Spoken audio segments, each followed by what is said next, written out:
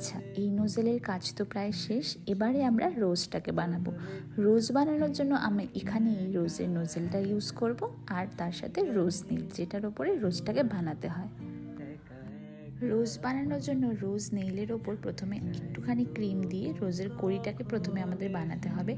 তারপর কড়িটা হয়ে গেলে পাপড়িগুলোকে বানাতে হবে। দেখো, কড়িটাকে ঠিক এরকমভাবে তোমরা বানাবে। তোমাদের কিন্তু নেইলের সাথে সাথে হাতটাকেও নড়াতে হবে। তোমরা নোজেলেরও কাজ করবে, সাথে তোমাদেরকে নেইলটাকেও কিন্তু ঘোরাতে হবে। যদি তোমরা হাতটাকে স্থির রেখে কাজ করো তবে কিন্তু রোজ পারফেক্ট কোনোদিনই হবে না।